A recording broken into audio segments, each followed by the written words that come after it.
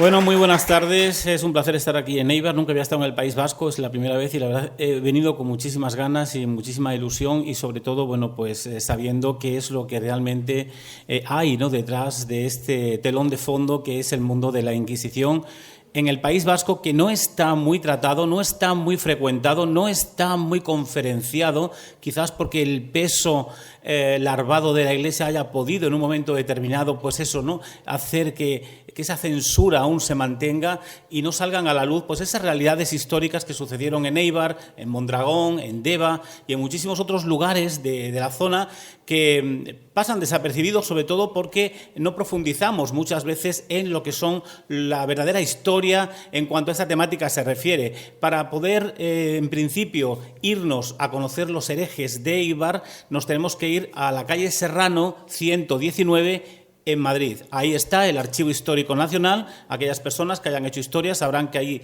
se encuentran todos los tribunales que hubo en el reino, entre ellos el Tribunal de la Inquisición de Logroño, que era el encargado de depurar las herejías, esos movimientos heréticos de los hombres y mujeres de Éibar. Ahora bien, quizás la pregunta que ustedes estarán haciendo será, bueno, Fermín, ¿y quiénes eran esos herejes de Éibar, ¿no? Bueno, pues eran hombres y mujeres que realmente no cometieron ningún delito agresivo en cuanto a robar algo o asesinar a alguien. No, simplemente tenían una forma de pensar diferente, abrazaban otra religión o tenían una manera de pensar en cuanto a ciertas opiniones o ciertos comportamientos de los poderes fácticos, llámese Iglesia Católica o llámese monarquía del momento. Recordemos que había un perfecto maridaje siglos atrás con estas dos instituciones que con esa fusión empujaban a la sociedad por la senda del crucificado y todas aquellas personas que se desviasen de esa línea eran considerados gente herética, posibles herejes y realmente, bueno, pues algo muy común en la zona, desbautizar a los niños, ¿no? Por ejemplo, hay una frase que decimos en tono coloquial, ¿te vas a romper la crisma?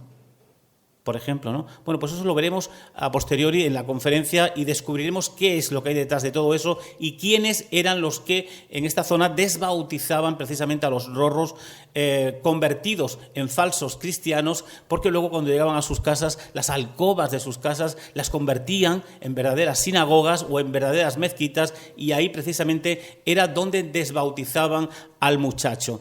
Pero sin duda alguna, si hay algo de simbolismos que hay que aprender en Éibar, de escudos, por ejemplo, nos tenemos que ir sin duda alguna a ver ejemplos como este, la flor de lis. En muchísimos escudos nobiliarios la vemos, inclusive la monarquía, ¿no? La flor de lis era la venera, era el símbolo de la orden de los dominicos, los dominican, los perros de Dios. Ellos eran los únicos que podían ser inquisidores por orden vaticana. Luego, a posteriori, vinieron otros de otras órdenes religiosas.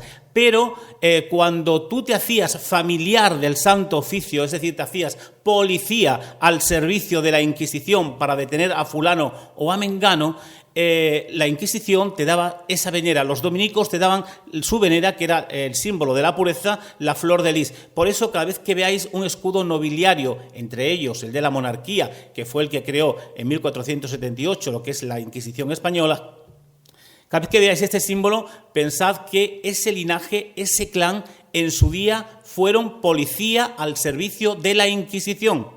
Fueron familiares del Santo Oficio. ¿Y la misión cuál era? Pues la de detener al reo, la de confiscarle sus bienes en un momento determinado y, por supuesto, inicialmente meterlos en las cárceles reales de Éibar para, a posteriori, durante una semana más o menos, bueno, pues llevarlos en las famosas cárceles ambulantes tiradas por bestias hasta las cárceles secretas de la Inquisición de Logroño. Cárceles que en algunos casos eran apabellonadas, en otros no, donde los reos estarían atados a argolla a espera de lo que sería el famoso auto de fe. Así que este primer símbolo, tenerlo muy en cuenta, porque a veces pasa desapercibido y no indagamos, no buceamos, no nos adentramos dentro de la verdadera historia que esconde la flor de lis. Vuelvo a repetir, por eso la monarquía lo lleva en el escudo. porque fueron los que crean la Inquisición y se le da de alguna manera esa venera, ¿no? Ese título de ser los primeros que realmente hacen de policía al servicio de la Inquisición. En muchos autos de fe, en Madrid, por ejemplo, y en otros lugares del país, los propios reyes que acudían a esos autos llevaban un palo de leña, lo que es pues de pino o de encina posiblemente, para llevarlos a los quemaderos, llevarlos a las piras de la Inquisición como símbolo de apoyo a lo que se iba a desarrollar, a lo que se iba a ejecutar en ese espacio donde el crepitar de las llamas acabaría con la vida de aquella persona de Éibar que, por pensar de forma diferente, pues tenía que sucumbir ante los colmillos, ante las fauces de la Santa Inquisición. Pero sin duda alguna, una de las razones para también entender el mundo de la Inquisición es ver este escudo, que lo vamos a ver en muchísimos lugares de España, ¿no? Es el escudo de la Inquisición. Era la flor de lis, como veis en los puntales, es la cruz de los dominicos, y la espada, que simboliza la justicia, y la rama de olivo o la palma, como le suelen decir, que simboliza la esperanza. Es decir, la Inquisición te puede matar, te puede, en este caso, puedes perder tu vida bajo tortura, como veremos luego, o inclusive en la propia hoguera. Ellos no eran los que encendían la mecha, como tampoco hoy el juez que te condena es el que te lleva a la cárcel. Para eso estaban los soldados de la zarza, hoy lo hace la Guardia Civil, esos son los que te llevan, o la chaña, a las cárceles del País Vasco o de cualquier otro lugar de España. Pero ellos te condenaban directamente a la hoguera, violando, además, con eso, los mandamientos de la ley de Dios, desde el no matarás hasta el no codiciarás los bienes ajenos, no tomarás el nombre de Dios en vano, etcétera, etcétera. Porque no nos olvidemos que los dominicos y la Iglesia Católica de la época ya tenían las universidades, su nivel cultural era alto, no así el pueblo, y sabían perfectamente lo que estaban haciendo. Es decir, pasarse, nunca mejor dicho, por el arco de triunfo, esa misericordia, esa caridad, ese amor al prójimo que anunció el Mesías, en este caso, ¿no? Jesús de Nazaret, que es a quien en definitiva ellos seguían. Así que cada vez que veáis este símbolo por ahí, pensad que esa casa es no casa tampoco de la Inquisición, porque la Inquisición estaban ubicadas donde estaban, pero hay muchos pueblos donde te encuentras este tipo de escudo en alguna determinada casa. Pero eso nos está indicando que esa casa en su día también fue eso, casa de familiares del Santo Oficio, casas de policías al servicio de la Inquisición, que además tenían un cierto poder porque a lo mejor era un pueblo grande y no había un familiar, había 4 o 5 familiares. Ahí vemos a Bardem en la película de los fantasmas de Goya, que si no la habéis visto os la recomiendo que la veáis porque es tremendamente real todo lo que cuenta, perfectamente documentada. Son de esas películas que han estado ahí también como censuradas, que no interesaba que salieran a la luz por lo que podían dar a conocer a la sociedad. Pero fijaos que ahí tenemos ya un símbolo muy, muy, muy importante, el San Benito. El San Benito es todo el traje en sí, el capirote, la coroza española, el traje que lleva o hábito, ¿no? Con la anguarina, esa especie de peto donde le pondrían un letrero con el nombre y apellido del reo y la herejía que había cometido, pues, estaría ante el tribunal escuchando lo que realmente el tribunal en ese momento le tenía que preguntar en función de la denuncia que habían recibido. ¿Realmente has judaizado? ¿Realmente has guardado el sábado? ¿Realmente has, por ejemplo, circuncidado a tu hijo? ¿Realmente has desbautizado a este? Bueno, pues si tú, por ejemplo, decías que no, la Inquisición no te iba a creer, creía más al que había puesto la denuncia y además no tenías derecho ni a defensa, siquiera en la inmensa mayoría de los casos. Pero claro, ese San Benito que vemos ahí, una vez que terminaba el auto de fe y el reo había sido a lo mejor quemado en la hoguera o condenado a galeras a remar o azotado con 200 azotes, como veremos aquí en Éibar a varias personas, bueno, pues ese San Benito lo colgaban en las paredes de la iglesia de Éibar. En los interiores de las paredes de la iglesia de Éibar se colgaba el San Benito con el letrero, el nombre del hereje, el nombre del reo, la herejía, judaísmo, islam, si era morisco o sodomía, etcétera.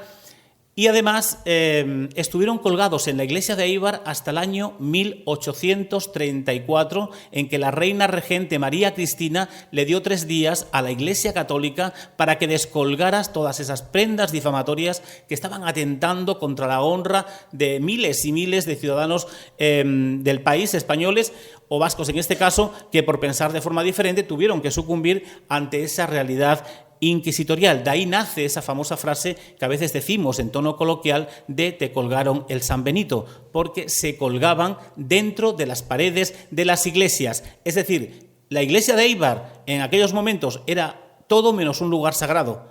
Era un verdadero humilladero público con los sanbenitos de las personas de la población condenadas por determinados pues, herejías de proposiciones, de judaísmo, etcétera.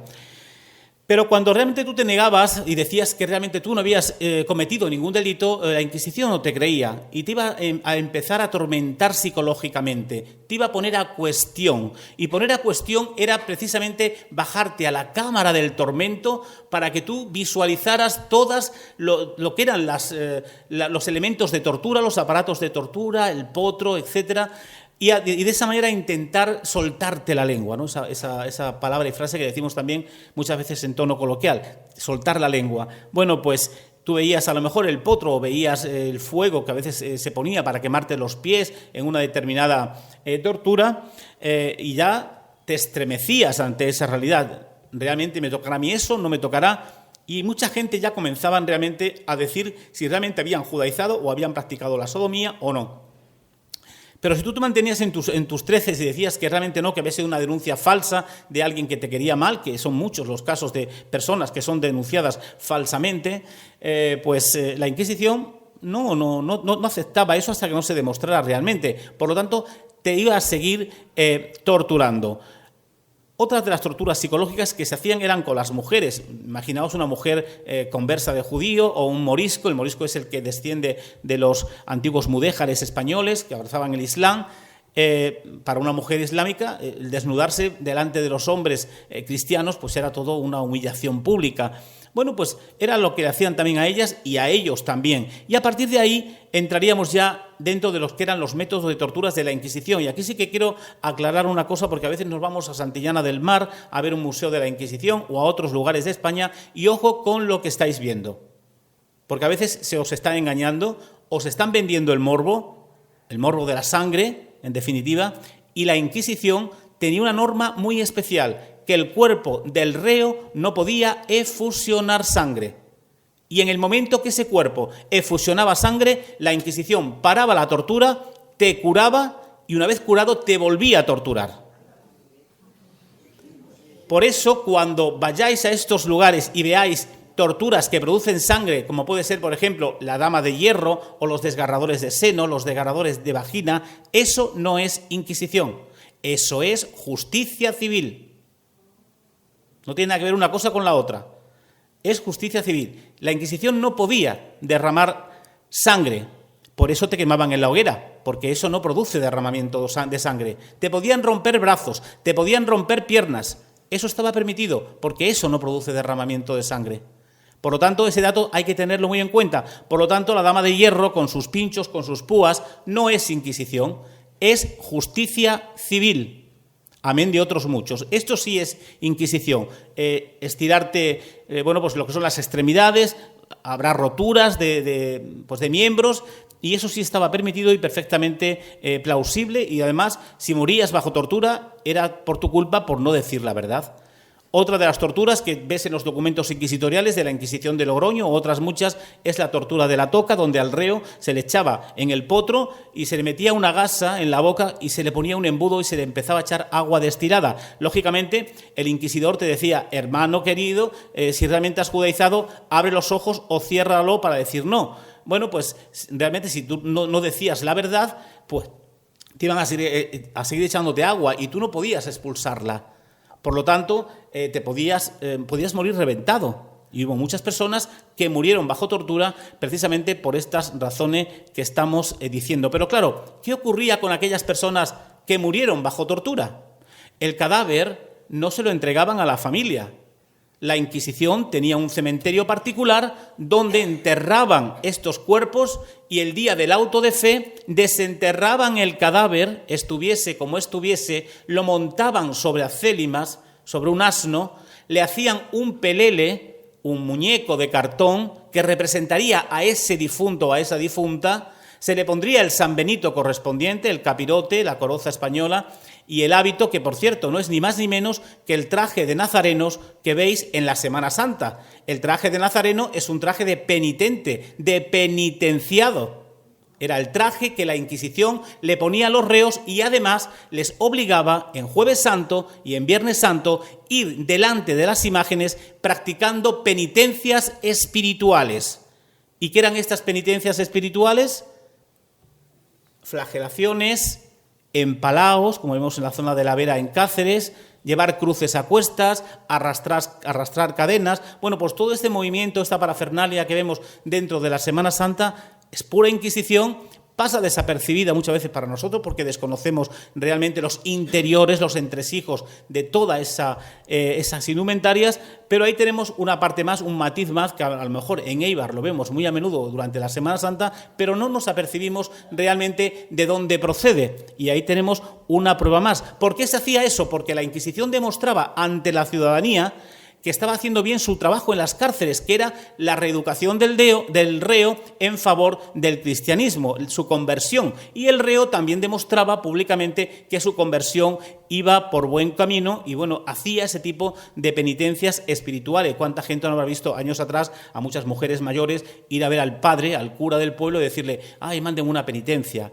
Y te colocabas el hábito de San Andrés o de San Juan o de San Pedro y a partir de ahí pues tú te tirabas un año con el hábito puesto en favor a lo mejor pues de una enfermedad de un familiar, etcétera, etcétera. Pero tener en cuenta la procedencia de todo este tipo de elementos porque a veces pasan desapercibidos y son matices inquisitoriales que se ven en todos los pueblos de este país, incluido Éibar. Y esos peleles, ese pelele que precisamente representaba a ese muerto, a ese difunto que había llegado a la plaza, por ejemplo, de donde se hacía el auto de fe en Logroño, la plaza central donde estaba la catedral, y a partir de ahí subiría ese pelele, cuando le tocaba el turno a ese difunto, subiría el pelele al cadalso, al escenario, se le leería su sentencia, que sería la de ser quemado vivo, porque no le dio tiempo a reconciliarse con la Iglesia Católica. Y a partir de ahí, en el momento en que los reos vivos iban a ser llevados montados en asnos hasta el quemadero, tras ellos irían los huesos del difunto, que ya hemos explicado, y el pelele que le representaba. Cuando llegaban ante las piras de la Inquisición, se lanzaba los huesos del muerto a la hoguera y tras él el pelele que le representaba. Pero eso sí, se le quitaba el San Benito para colgarlo en la iglesia del pueblo del reo, para lo que hemos explicado. De ahí nacen todas esas fiestas y ferias que vemos en todo el país, incluido el País Vasco, que es la quema de muñecos, la quema de peleles, que vemos en muchísimas poblaciones, derivados precisamente de esta historia, porque cuando se hacía el pelele no solamente se lo hacía para el difunto que había muerto bajo tortura, sino también para el fugitivo, y esta zona, por la cercanía con Francia, era una zona muy caliente, sobre todo de judaísmo. Estas personas acudían a las zonas fronterizas porque era una salida de escape ante la persecución inquisitorial. Por lo tanto, te encuentras, pues, te vas, por ejemplo, al Archivo Histórico Nacional, te metes a la Inquisición de Logroño y es raro en los autos de fe donde no te vienen personas conversas de judíos que han sido condenadas por la Inquisición. Otros escaparían posiblemente a Francia y, bueno, tuvieron suerte de que las garras del Santo Oficio pues no les metiera mano, ¿no? Bueno, pues ahí tenemos ejemplos de cómo estos peleles se siguen quemando en nuestros pueblos porque había que mantener viva la memoria y fama, como dice el documento, de ese hereje, de ese reo. Y qué mejor que hacerlo, pues como vemos en muchísimos pueblos, sobre todo años atrás, los cristianos de raza bailando en torno al pelele, cantándole canciones, humillándolo y al final se termina quemando en la hoguera. Y lo vemos en muchos pueblos y pasan desapercibido. Pues ahí tenemos un matiz más inquisitorial que a veces aquí mismamente en San Juan hacéis hogueras, ¿no? Hacéis hogueras, es muy normal. Bueno, pues todas esas fiestas que guarden relación con el fuego, en la mayoría de los casos, guarda relación con el tema inquisitorial. Era una forma de recordarle a la población, como diciendo, ojo, que este arma está ahí, y está ahí para dinamitar algo, para dinamitar la herejía. Es el fuego. El fuego era el arma más potente que tenía la Inquisición y, por lo tanto, a través de ese elemento pues se hacían muchas veces este tipo de actos y de fiestas pues en torno a la Candelaria, en torno a la fiesta de San Sebastián, San Juan, etcétera. Siempre se buscaban días de fiesta mayor para desarrollar este tipo de actividades porque más gente iría a la fiesta del pelele y a esa cremación final que se hacía. Por ejemplo, en Extremadura tenemos el peropalo, famoso peropalo, donde también al final ese pelele que se humilla públicamente, al final también se termina quemando, o en Cáceres o en Villanueva de la Serena, etcétera. Y siguiendo con la temática, vemos pues esa quema que hoy vemos en muchísimos pueblos de estos monigotes, de estos herejes. Si veis, lleva una cruz, la cruz de San Andrés. ¿Qué tiene Éibar en su escudo? La cruz de San Andrés. ¿Habéis pensado alguna vez la relación que tiene con la Inquisición? Y lo tenéis fresquito, vivito y coleando aquí en Éibar. Cuando la Inquisición te ponía esa indumentaria que hemos hablado, que es el San Benito, si tú ibas a ser quemado en la hoguera, como vemos la figura de ese pelele, de ese muñeco, a los que iban a ser quemados en la hoguera se le ponía la cruz de San Andrés en el pecho. Es decir, la persona que visualizaba el auto de fe sabía perfectamente que esa persona que en ese momento iba a ser quemada porque llevaba la cruz de San Andrés.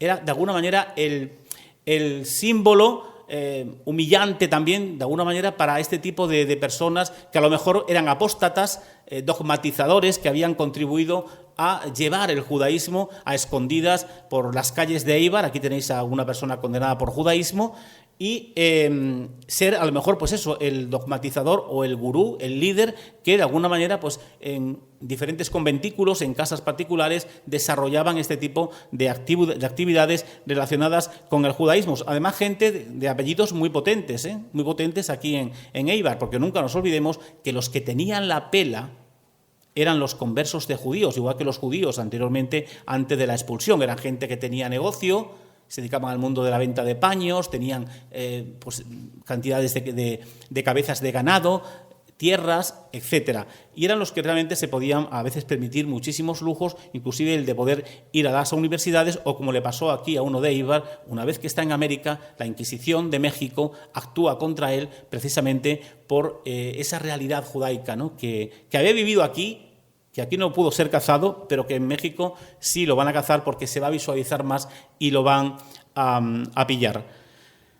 Aquí vemos otras candelas, otras fiestas en torno al fuego, la gente simbolizando pues ese momento, ¿no?, de destrucción de peleles, de personas ante las piras de la Inquisición, que vemos en muchísimos pueblos de este país y que a veces pues no lo relacionamos con esa realidad. Y además, en muchos casos, si os fijáis, a veces las propias candelas están al lado de las iglesias.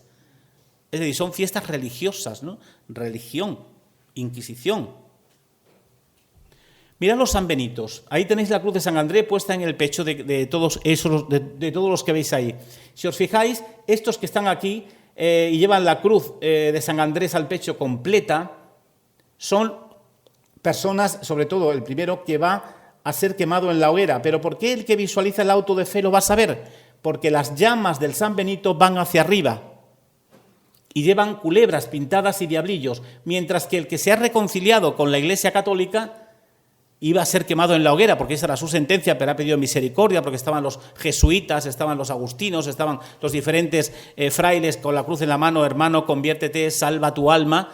Si realmente en ese momento tú, en el palo de la pira de la Inquisición, te querías reconciliar con la Iglesia Católica, pues te perdonaban el ser quemado en la hoguera, pero no te iban a perdonar la vida, ibas a morir a garrote.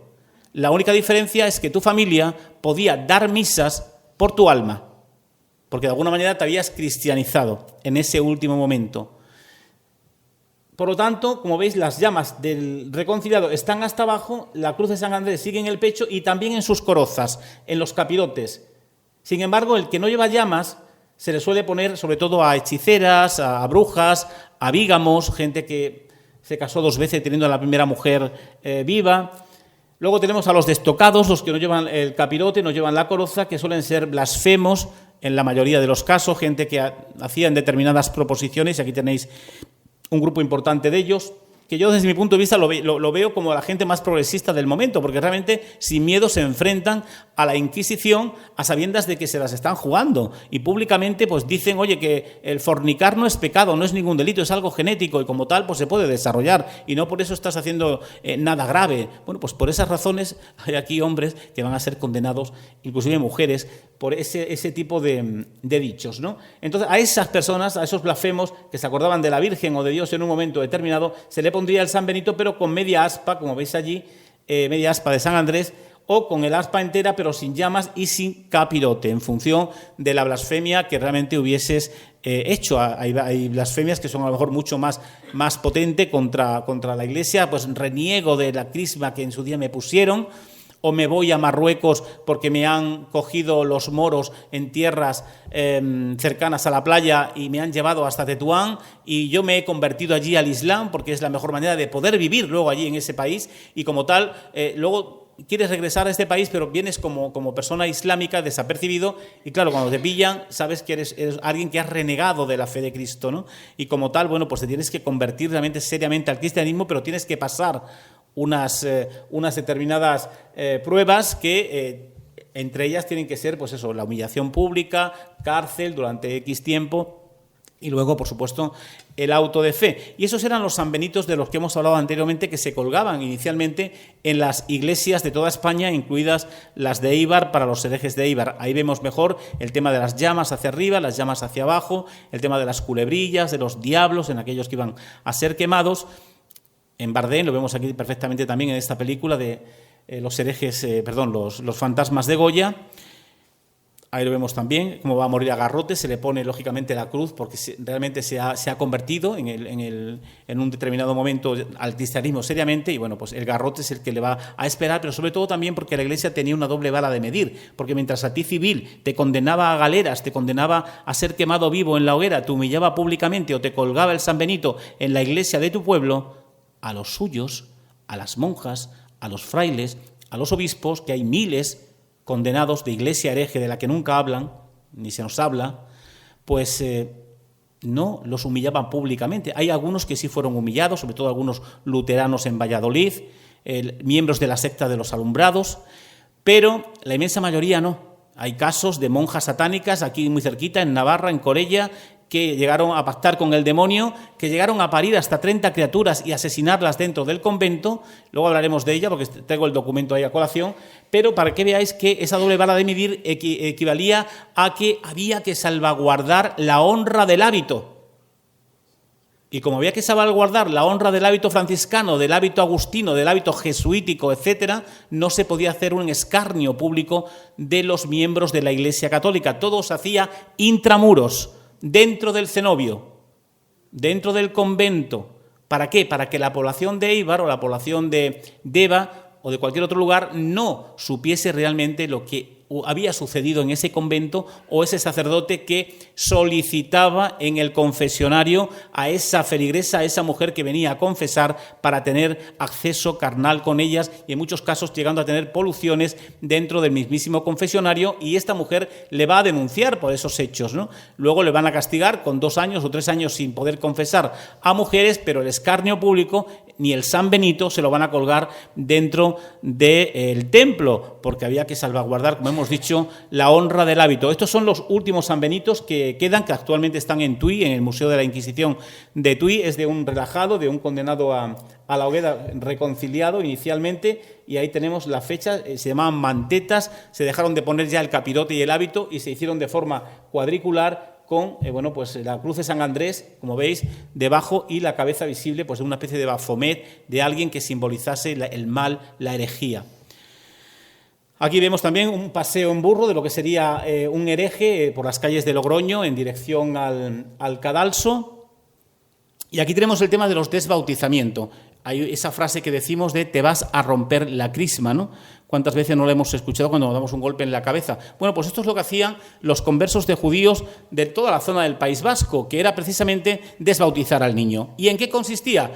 Ellos ocupaban los primeros lugares en las iglesias porque había que demostrar que realmente su conversión estaba perfectamente bien dirigida y, como os dije anteriormente, una vez que terminaba el acto del bautismo, al llegar a sus casas, esas alcobas las convertían en verdaderas sinagogas y ahí desbautizaban al rorro. ¿Y en qué consistía? En restregarle la frente al muchacho hasta quitarle el santo óleo, el óleo sagrado, la crismación. Y era quitarle el pellejo, para que no quedase ni una marca siquiera de lo que era la cruz. Y de ahí nace, en estos casos, la frase de te vas a romper la crisma, que también se utiliza algunas veces a la famosa crisma de los sacerdotes cuando se le cortaba aquí atrás, ¿no? Que también se le llama crisma, pero está el crisma del óleo sagrado que también se le pone al rorro cuando se le va a bautizar, y de ahí nace también esa frase de te vas a romper la crisma. Hay lugares inclusive donde existen desbautizaderos, es decir, en Hornachos, por ejemplo, en Badajoz, tú visitas esa población, que era una población eminentemente morisca, y te encuentras desbautizaderos a las afueras del pueblo donde desbautizaban a estos niños. Pues ahí tenemos una frase más, un matiz más, que a veces decimos en tono coloquial y no somos capaces de saber de dónde procede, ¿no? Te vas a romper la crisma. Las penitencias espirituales de las que dijimos anteriormente, Goya, sabéis que fue un perseguido de la Inquisición. Eso es un cuadro de Goya y ahí estamos viendo esas penitencias espirituales que la Inquisición le obligaba a hacer a los reos. Empalaos, gente que se fustiga en las espaldas, etcétera, etcétera.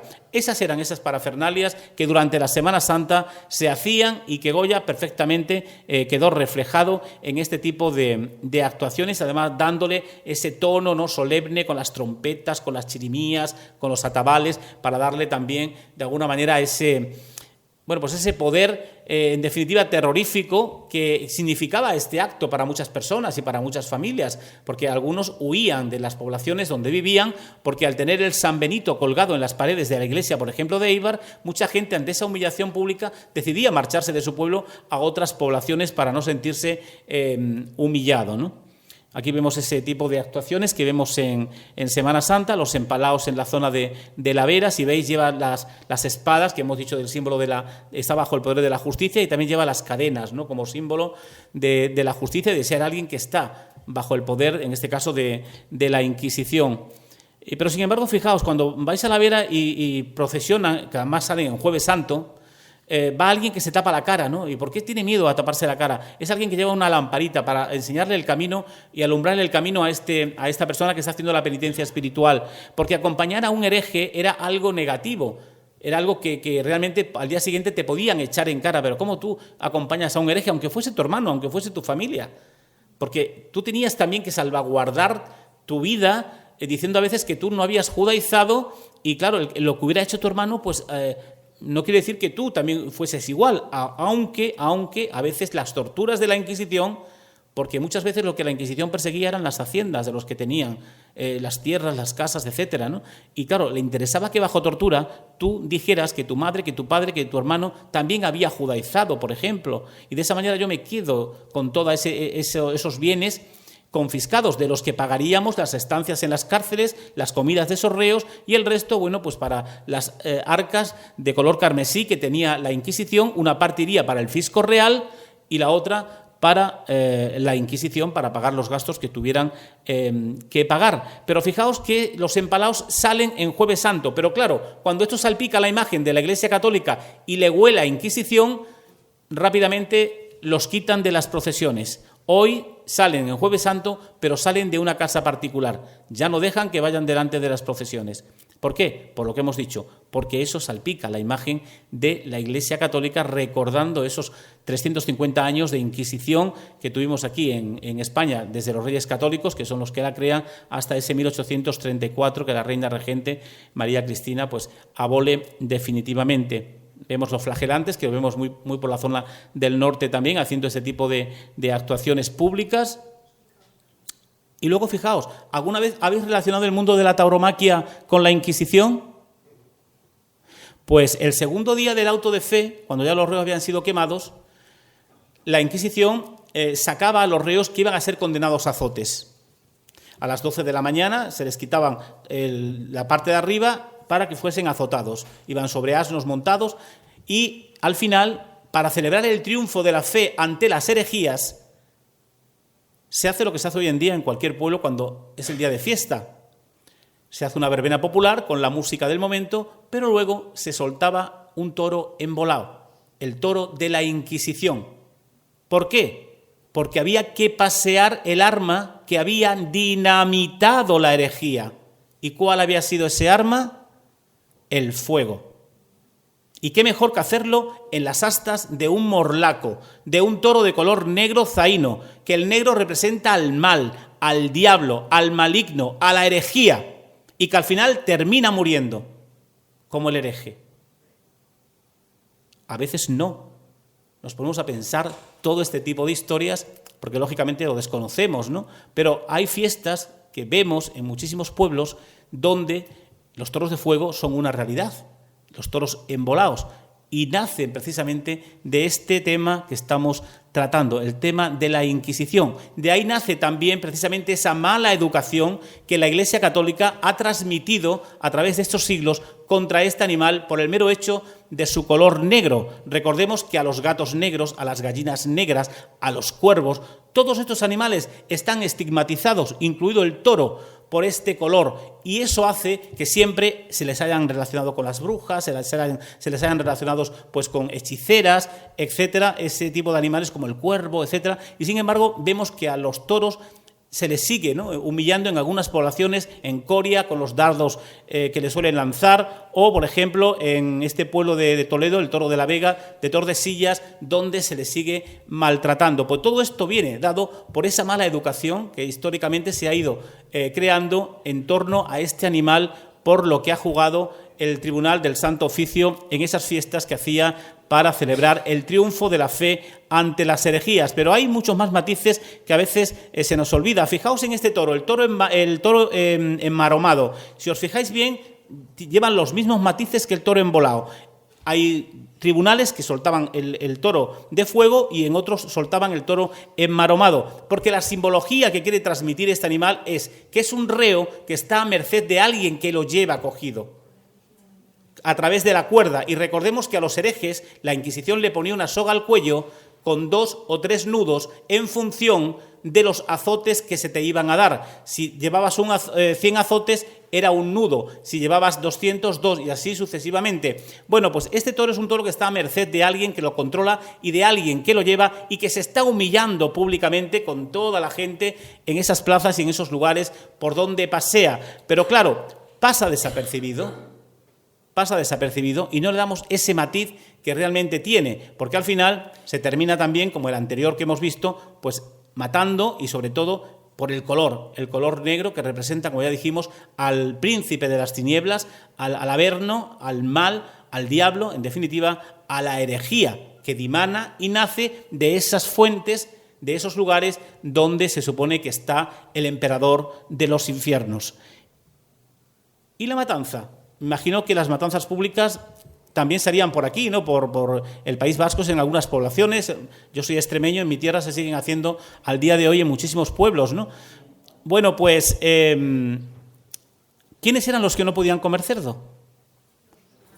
Los judíos, los conversos de judíos, y los moriscos también, ¿no? Tampoco podían comer cerdo, la gente que abrazaba el Islam. ¿Por qué matar el cerdo en la puerta de la calle? ¿Por qué no lo matas en el corral y de esa manera no tienes que ensuciar la entrada de tu casa? ¿Por qué tienes que dejar ese sello de la sangre en la puerta? ¿Qué hay detrás de todo eso? Pues hay algo muy serio, y es que ¿quién tenía la pela, como hemos dicho anteriormente? Los conversos de judíos. ¿Quiénes podían comprar en el siglo XVI, XVII, pues estos marranos, o tenían ellos mismos un buen número de ellos?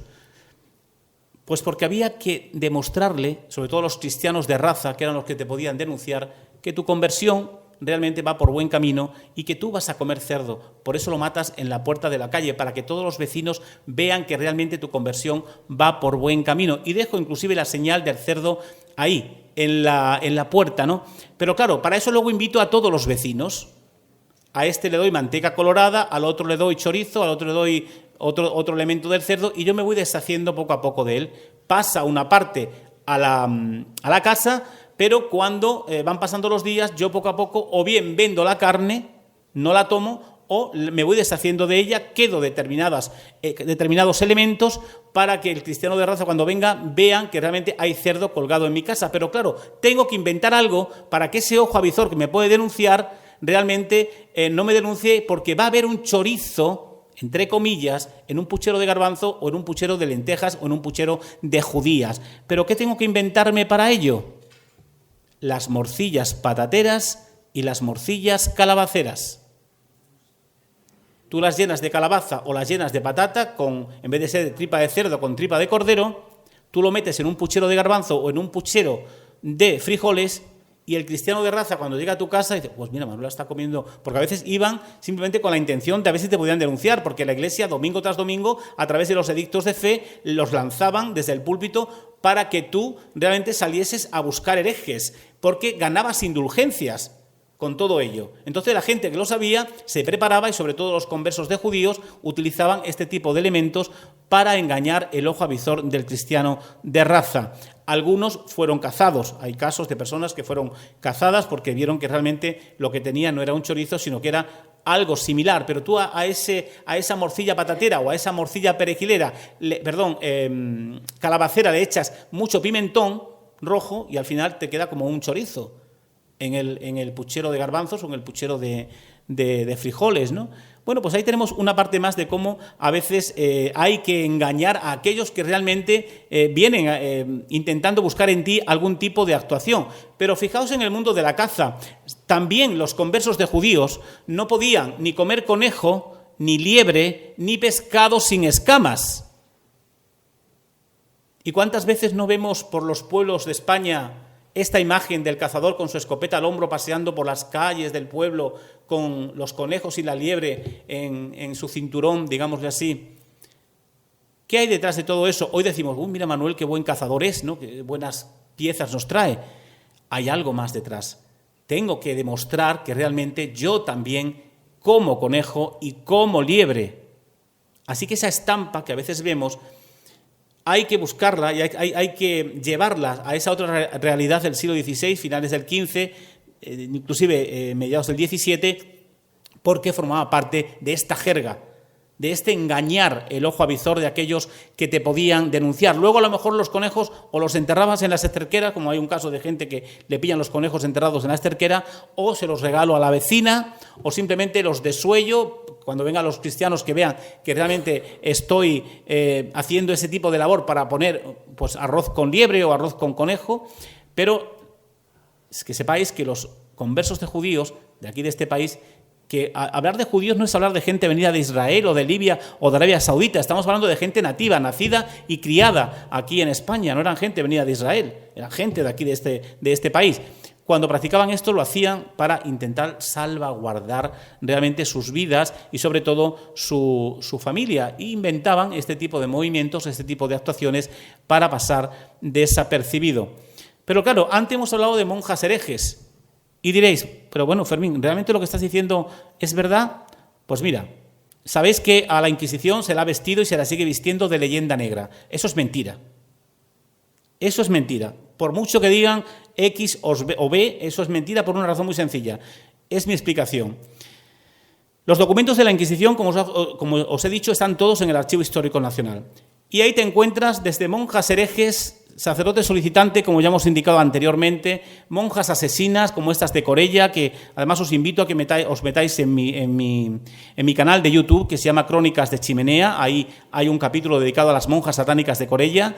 En mi blog, en el blog del hereje, que además es un blog que está muy visitado, también tenéis el artículo sobre las monjas de Corella, donde precisamente te vas a encontrar a la Madre Águeda, que es una de estas mujeres apasionadas, que en principio entra con una voluntad de ser una buena cristiana, pero cuando realmente convence a 5 o 6 monjas de las 14 que había en el convento, estas carmelitas descalzas lo que van a hacer es pactar con el demonio. Se van a hacer una fisura en la teta y con la sangre que emana van a firmar una cédula entregando su alma al diablo a cambio de placeres, de riquezas. En definitiva, van a hacer todo lo contrario para lo que han entrado en el convento y van a comenzar a fornicar con los frailes que vienen de otro convento cercano en esta población, en Corella. Llegan a asesinar, como dijimos anteriormente, a más de 30 niños. Y sin duda alguna, y luego veremos el documento detrás de Teresa de Jesús, vais a ver cómo engañaban al propio labrador que tenían en su huerto, ¿no?, al hortelano, porque ellas enterraban a los niños en un lugar determinado de la huerta y le prohibían precisamente al hortelano que no cavase en aquel lugar, porque allí ellas sembraban flores que luego ellas pondrían en en los altares de la iglesia carmelita de Corella. Y diréis, ¿eso, Fermín, es leyenda negra? Tururú. Es más, si sois inteligente y sois gente que os gusta la historia, aquellos que hayan hecho historia, sabéis que está Internet y hoy se pueden visualizar muchísimos documentos digitalizados, incluido el de las monjas de Corella. Os metéis en Pares. Pares es la página web del Archivo Histórico Nacional. Ahí ponéis, por ejemplo, Eibar Inquisición, os van a salir herejes de Eibar. Ponéis Corella Inquisición, os van a salir herejes de Corella, entre ellos todo el proceso inquisitorial contra estas monjas de Corella. Y habrá quien diga, esto es leyenda negra. No, eso es lo que le ha interesado verter a la Iglesia Católica y a la monarquía para lavar su imagen. Por todo este tipo de historias y de comportamientos que han tenido, porque los documentos están ahí. Entonces, no hay más ciego que el que no quiere ver, ¿no? Y luego dicen, bueno, es que esto es Inglaterra la que realmente está vertiendo esta propaganda contra el catolicismo. Pues mire usted, los ingleses llegaban hasta Sevilla a través del Guadalquivir con sus grandes barcos, muchos de ellos fueron apresados, muchos de ellos fueron requisados y muchos de ellos fueron quemados precisamente en la plaza de San Francisco de Sevilla. Y muchos ingleses vieron cómo a sus compatriotas los estaban quemando en ese lugar, que luego ellos también hacían lo mismo con los católicos, pero eso es otra historia, porque ya sería adentrarnos en el mundo de la Inquisición luterana, que daría para otra conferencia. Pero en este caso ellos lo visualizaban y al llegar a su país lo contaban. ¿Leyenda negra? No, ignorante. Vete a investigar al Archivo Histórico Nacional y ve los documentos de la Inquisición de Sevilla, que no hay 20, ni 30, ni 40. Hay cientos y cientos. Autos de fe exclusivos para luteranos, por ejemplo, y muchos de ellos quemados en la plaza de San Francisco. Y esto no es leyenda negra. Simplemente lo quedo ahí porque cuando uno realmente investiga el tema y te encuentra los documentos, pues oye, cuando hablemos ahora de Éibar, pues ¿qué pasa? ¿Que es leyenda negra también? Pues no es leyenda negra. Lo que pasa es que hay que investigar, lógicamente, y hay que saber paleografía para poder entender la letra del siglo finales del XV, XVI, etcétera, ¿no? Pero fijaos en esta mujer.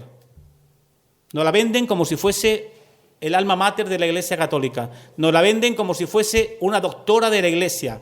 Mentira. Y diréis, ¿leyenda negra de Fermín Mayorga? Pues no, no es leyenda negra de Fermín Mayorga. Hay un juicio inquisitorial contra esta mujer en el Archivo Histórico Nacional, del que nunca se nos quiere hablar. Meteros en esa página, en pares, y poner Teresa de Jesús. Hay ahí un expediente donde se te habla precisamente de cómo esta mujer jamás escribió un libro. Y ojo, que los que te dicen esto son 5 calificadores del Santo Oficio, es decir, personas que velaban por la pureza, por la ortodoxia de la fe en esos momentos. Eran pesos pesados de la Inquisición y de la Iglesia Católica. Te dicen que para nada ella ha escrito un libro, que se los ha escrito San Juan de Ávila y que encima han plagiado, han copiado a Leudovico Blosio, un fraile herético belga, perseguido por la Inquisición, que pertenece a la secta de los Vigardos y a la secta de los Alumbrados, y que toda su doctrina es una doctrina diabólica, ojo, una doctrina diabólica, satánica, y que todos sus conventos son conventos donde la semilla del diablo se está desarrollando. Y lo dicen 5 calificadores del Santo Oficio que muestran a la Inquisición esta realidad. ¿Qué ocurre? Que al final San Pedro de Alcántara, es verdad que fue una gran fundadora de conventos, San Pedro de Alcántara pues habla con Felipe II, gran amigo de él, pega un golpe en la mesa y esta mujer va para adelante. Y al final pues se la beatifica y se la hace santa. Por eso, si habéis leído el libro de Sánchez Adalí, que es un sacerdote extremeño, simplemente Teresa, ya por ese título que él puso, que vio estos documentos, lo vio, dice, no, de santa nada, simplemente Teresa. Ese es el título de ese libro. Y nace precisamente por esa razón que estamos hablando. Y ahora vendrán algunos y dirán, oh, esto es leyenda negra. No, primero vete a investigar antes de decir la palabra leyenda negra, porque eso es una invención de determinadas instituciones para lo que hemos dicho, para lavar su imagen. Y luego es verdad que la Inquisición luterana, como hemos dicho, fue tan agresiva o más que esta, allí con las brujas, aquí lo fuimos con los conversos de judíos, se quemaron a miles de españoles que creían en Moisés o a moriscos. No se quemaron brujas, las únicas brujas que se quemaron fueron en Zugarramurdi y por error, porque lógicamente ya me imagino que conoceréis bien el tema de Zugarramurdi, ¿no? Pero allí sí se quemaron brujas, pero aquí quemábamos a la otra gente. Y si os dais cuenta, cada vez que hablan de leyenda negra, siempre ponen por medio el tema de las brujas. No mentan el tema de los conversos de judíos. Qué ignorante, ¿no? Cuando ahí está la chicha de la Inquisición española, en los conversos de judíos, y no en las brujas. Pero hacen esa comparación como diciendo, no, si esta gente mataron más gente que nosotros. Pues no, no es así. Es un engaño, sinceramente. Monjas satánicas de Corella. Ahí tenéis el documento que podéis ver en en Pares, en ese lugar que os he indicado, y te dice literalmente el inquisidor fiscal de la Inquisición de Logroño contra María Josefa en el siglo Álvarez de Torroba, natural de Moreda, de edad de 31 años, religiosa, profesa, carmelita descalza, en Corella, con oficio boticaria, por cómplice con la Madre Águeda en sus ficciones, apostasía contra la Santa Fe, pacto expreso con el demonio, comercio torpe con él y con los religiosos cómplices con pretexto de obediencia. Leyenda negra. Algunos todavía se atreverán a decir que es leyenda negra porque van como los burros con los cabretos puestos y nada más que miran para adelante, no miran para los lados, ¿no? Pues ahí tenéis los documentos y verlos desde casa porque el proceso es interesantísimo. Las van a torturar, la Inquisición las va a torturar intramuros. Al final van a decir que en efecto han parido esos 30 niños, que según parían lo asesinaban. Es más, luego engañaban al pueblo de Corella, poniendo a la Madre Águeda como si fuera una santa. Decía que tenías los estigmas de Cristo en las manos, en los pies, y lo que se ponía era tierra sigilata para engañar al pueblo, pero el pueblo ignorante, inculto del momento, venía con sus pañuelitos a pasarle por esas llagas del costado porque pensaban que era una reliquia y que eso los podía curar de una determinada enfermedad a cambio, lógicamente, de dinero, a cambio de dádivas, ¿no? Bueno, pues todo esto sucedió con este tipo de personajes que a veces no se nos cuentan, nos fijamos en otros detalles inquisitoriales y, sin embargo, os vuelvo a repetir, hay miles de sacerdotes condenados por la Inquisición en todo el país y, ojo, en América, porque no nos olvidemos que en América también los españoles pusimos la Inquisición y allí también hicimos de las nuestras, en aquel país con el Santo Oficio. Por lo tanto, si aquí hubo miles, si sumamos los de América, seguramente nos vayamos a muchos más, ¿no? Pero, sin embargo, las religiosas seguían. Este es el documento que te habla de parir los niños de estas monjas. No os lo voy a leer, ya os he dicho dónde se encuentra, lo podéis ver perfectamente en Pares. Pero fijaos en esta monja, Sor Juana de San Bernardo. Esta era una canaria. Esta, al igual que las otras, hizo pacto con el demonio también. Pero ¿sabéis a lo que llegó? ¿A qué extremo llegó? A practicar la zoofilia dentro del convento con un caballo. La tía se lo pasaba bombas, claro que el agua, ¿no? Pero lo tenéis digitalizado en internet, poner Sor Juana de San Bernardo y ahí tenéis el proceso completo de esta monja y veréis cómo no es leyenda negra. Ahí tenéis la entrada de ese proceso de la acción espontánea en el Tribunal del Santo Oficio de Canarias por medio de don José Díaz, contra Sor Juana de San Bernardo Matos, religiosa de Santa Clara, de aquella ciudad, de pacto expreso con el demonio y demás que de ellas resultaran. Lo digo para que, si os interesa el tema, pues escribáis y sobre todo habléis, porque es la mejor manera de culturizarse, ¿eh? No que nos metan realmente esa dogmatización a veces haciéndonos creer que realmente esto no ha sucedido, ni sucede. Pues ahí tenemos la prueba evidente de que hay que ir sin cabrestos, de que hay que mirar para allá, para acá y para allá también, porque en todos lados hay vida, hay documentos y hay historia. Y estos son misterios documentados. Tiene su morbillo, pero no deja de ser historia real de toda esta realidad que estamos contando. Y ahora ya para finalizar, porque si no nos vamos a perder, vamos a dar a conocer los herejes de Éibar, quiénes fueron estos hombres y estas mujeres que tuvieron que sufrir, bueno, pues esta realidad histórica, ¿no? Espero que no tengamos problema con el PowerPoint. No vamos a tener problema. Bueno, tenéis un inquisidor que era natural de aquí, que era Martín Sáez de Ibarra. El apellido Ibarra es un apellido potente dentro del pueblo. Fue inquisidor apostólico de la Inquisición de Logroño. Otros familiares del Santo Oficio, otras personas, otros policías al servicio de la Inquisición, acordaos que eran aquellos que se dedicaban a detener a los reos, fueron Pedro de Garallo, natural de Éibar, diócesis de Calahorra, pretendiente oficial del Tribunal de la Inquisición de Logroño. Tenemos en 1794 a Martín de Arizpe, no sé si son apellidos que se mantienen aquí en Éibar o no, natural de Éibar, Guipúzcoa, pretendiente alguacil mayor del Tribunal de la Inquisición en Lima. Este había viajado hasta México, y de su mujer María Manuela de Albizuri Maldonado y Peralta, natural de Arequipa, Perú. Domingo de Loyola era natural de Éibar, fue familiar de la Inquisición en 1618, lo fue, te dice realmente, también de Burgos. En 1546 y 1547 va a haber una visita inquisitorial por parte de la Inquisición de Logroño hasta este territorio.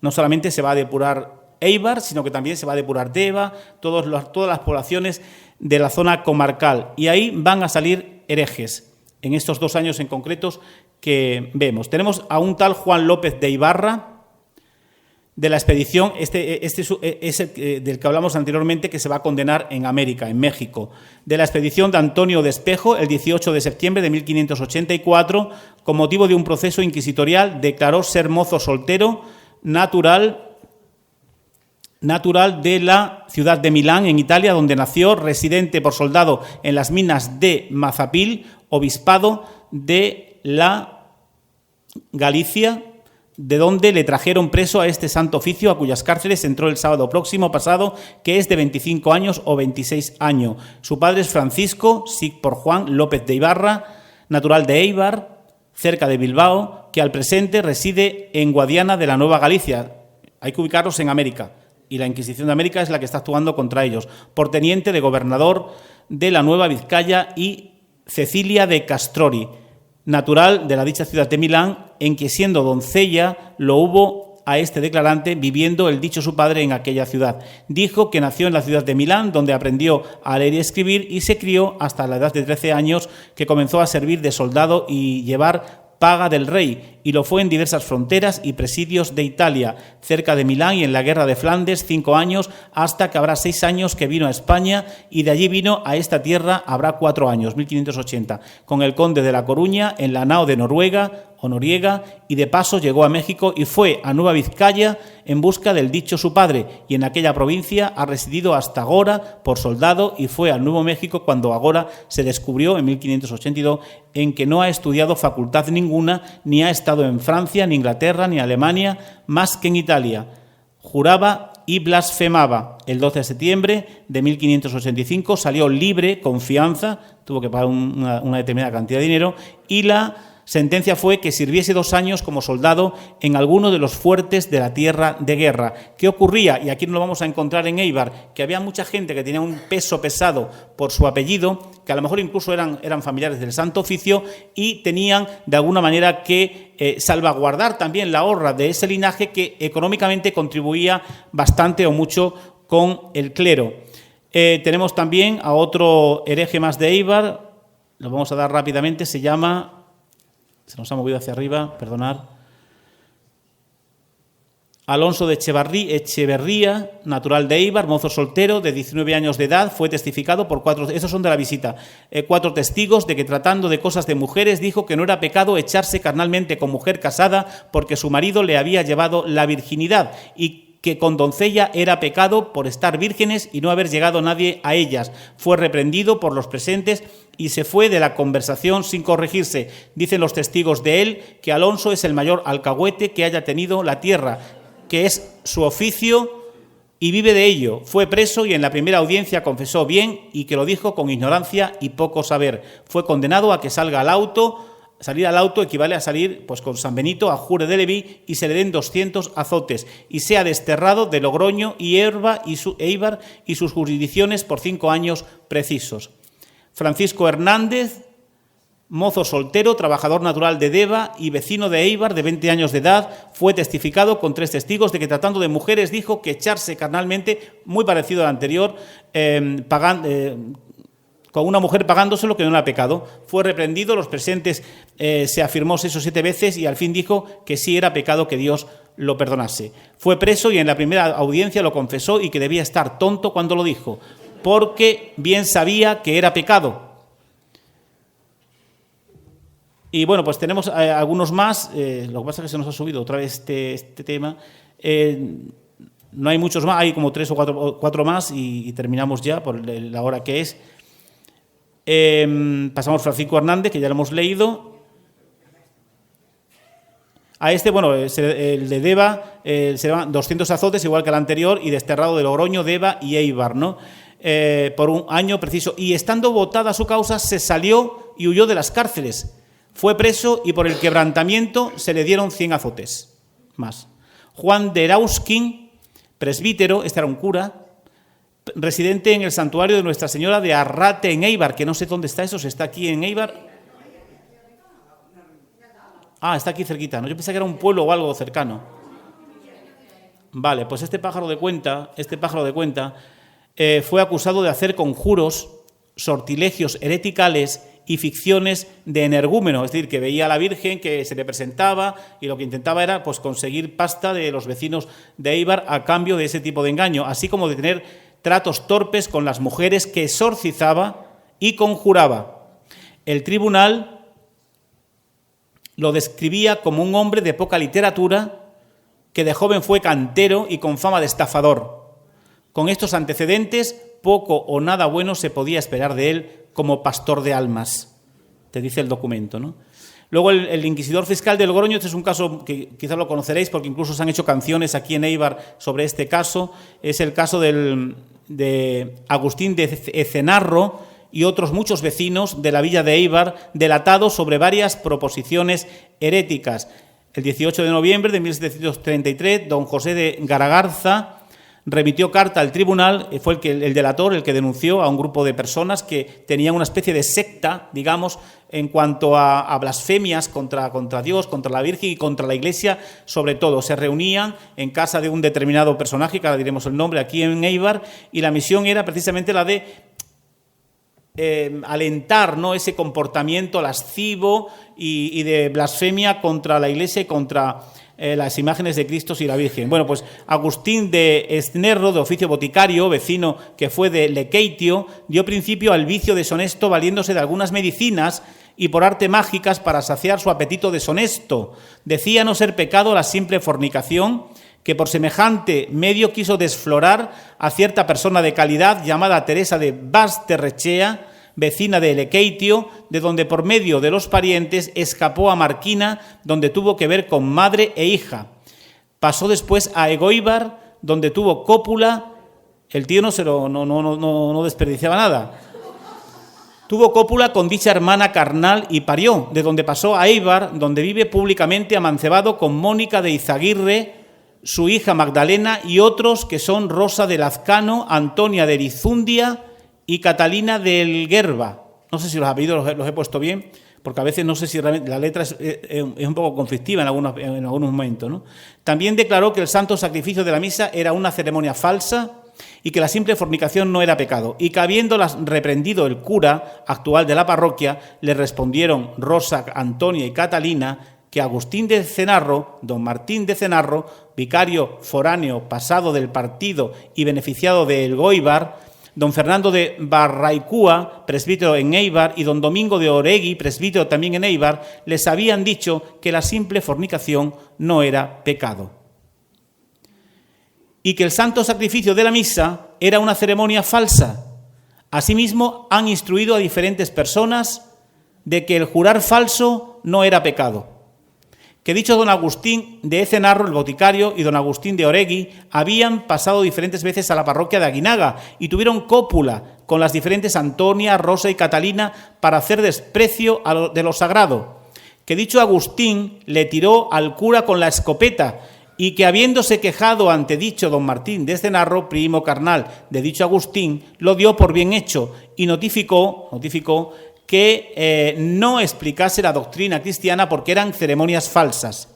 Que don Francisco de Barraicúa y don Domingo Oregui andan amancebado con las dichas mujeres y otras que están casadas, y que don Domingo Oregui lo está también con su criada. Este se ha valido del boticario Ecenarro para que abortase, para que no se publiquen sus delitos. El cura Oregui comentaba a las mujeres con las que estaba liado que si se querían ver libres de los hechizos que tenían que copular con él, y de facto hizo parir a una mujer de Vergara, otra de Mendaro y otra de Deva, con semejantes medios, que esta misma doctrina la practica Francisco Salinas, Andrés de Orbea, Juan de Orbea, Juan de Goenechea, José de Hacha, Juan de Suinaga y Martín de Guisasola, quienes decían que no escuchar misas en día festivo no era pecado. Estos se llegan a enfrentar con las manos de forma agresiva a los sacerdotes que califican de pecaminosos y heréticos por la doctrina que siguen, que estando los religiosos en el confesionario hacen desprecio diciéndoles que lo que hacen es ceremonia falsa y que el vicario de Mondragón también estaba en la misma doctrina. Os digo una cosa, esto lo tenéis digitalizado en esa página web que hemos dicho. En Pares os metéis ahí y tenéis todo el proceso, que son 8 folios, donde se te cuenta la historia esta de Éibar. Y vuelvo a repetir, ahora vendrá alguno y dirá que esto también es leyenda negra. Espero que esta realidad histórica haya servido para desenmascarar a los verdaderos herejes de la historia, que desde mi punto de vista no son los condenados, sino aquellos que violaban sistemáticamente los mandamientos de la ley de Dios, desde el no matarás hasta no codiciarás los bienes ajenos o no tomarás el nombre de Dios en vano. Muchas gracias por todo.